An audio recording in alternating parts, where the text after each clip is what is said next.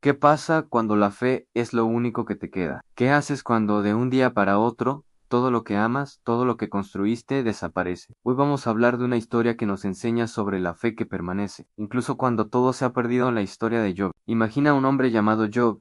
Era bueno, justo, y Dios lo había bendecido con una familia hermosa y mucha prosperidad. Era el tipo de persona que todos admiraban, pero su vida estaba a punto de cambiar de una forma que nadie podría imaginar. Es importante entender esto desde el principio. Lo que le pasó a Job no fue un castigo de Dios a veces. Las pruebas más duras no son para castigarnos, sino para revelar la profundidad de nuestra fe. De repente, como una tormenta inesperada, Job lo pierde todo. Pierde sus bienes, sus animales, y lo más doloroso, a todos sus hijos en un solo día.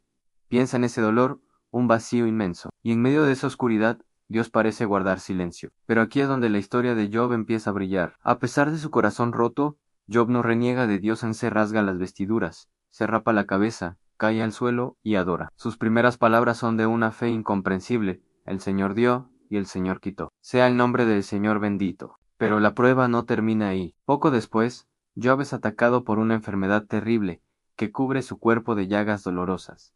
El sufrimiento físico se suma al dolor emocional. Se encuentra solo, aislado. Incluso su propia esposa, viendo su sufrimiento, le dice: ¿todavía mantienes tu integridad? Maldice a Dios y muérete. Es la tentación de rendirse, de tirar la toalla cuando parece que ya no hay esperanza. Y entonces llegan sus amigos. Al principio, su presencia es un consuelo. Se sientan con él en silencio durante 7 días, compartiendo su dolor. Pero cuando empiezan a hablar, sus palabras se convierten en juicios. Intentan explicar lo inexplicable. Le dicen a Job que seguramente hizo algo malo para merecer tanto sufrimiento.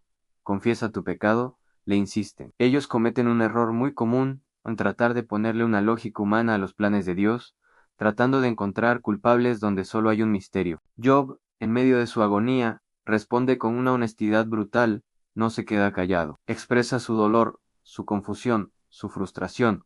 Maldice el día en que nació, grita al cielo preguntando por qué. Este es el clamor de un alma que no entiende, un alma que ama a Dios pero no comprende su silencio. Job no finge que todo está bien. Su fe es tan real que le permite ser completamente honesto con Dios, llevarle sus quejas, su dolor, su porqué, y durante todo este tiempo, Dios sigue en silencio. Job debe aprender a sostener su fe sin tener respuestas, a confiar en el carácter de Dios, no en la comprensión de sus circunstancias. Después de un largo y doloroso debate con sus amigos, cuando parece que ya no hay nada más que decir, finalmente, Dios habla, pero no le da a Job las respuestas que él y sus amigos buscaban. No le explica el porqué de su sufrimiento. En cambio, Dios habla desde un torbellino y le hace a Job una serie de preguntas que revelan su propio poder y sabiduría infinitos. ¿Dónde estabas tú cuando yo fundaba la tierra?, le pregunta. ¿Has mandado tú a la mañana en tus días? Ante la majestuosidad de Dios, Job queda en silencio. Reconoce la grandeza de Dios y su propia pequeñez. Su respuesta es de una humildad profunda. De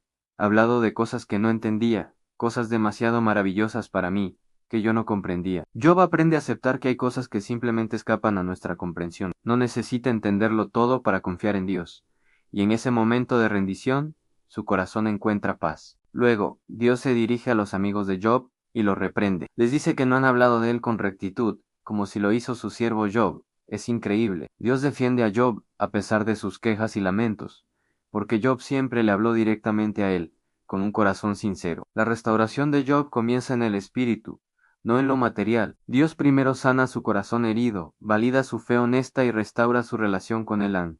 La prueba no destruyó su fe, sino que la purificó, la hizo más profunda y real. Y entonces, la restauración material llega, pero de una manera que nadie esperaba. Dios le devuelve a Job el doble de todo lo que había perdido. Nuevos hijos, nuevas hijas, más posesiones que antes. Pero antes de que todo esto suceda, hay un detalle crucial. Dios le pide a Job que ore por sus amigos, por aquellos que lo juzgaron y lo hirieron con sus palabras.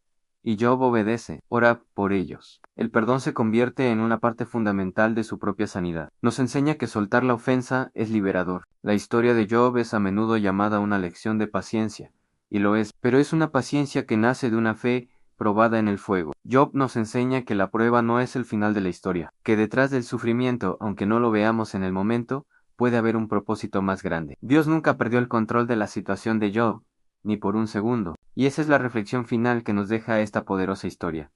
¿Podemos confiar en Dios incluso cuando no tenemos respuestas? ¿Podemos creer en su bondad cuando nuestras circunstancias gritan lo contrario? La fe de Job no se basaba en entender sino en conocer a aquel en quien confiaba. Que su historia nos inspire a aferrarnos a Dios con honestidad, a perseverar en la prueba y a confiar en que, al final, Él siempre tiene la última palabra. Gracias por acompañarnos en esta reflexión. Si este mensaje te ha tocado, no olvides darle like, compartirlo y suscribirte para más contenido como este. Nos vemos en el próximo video.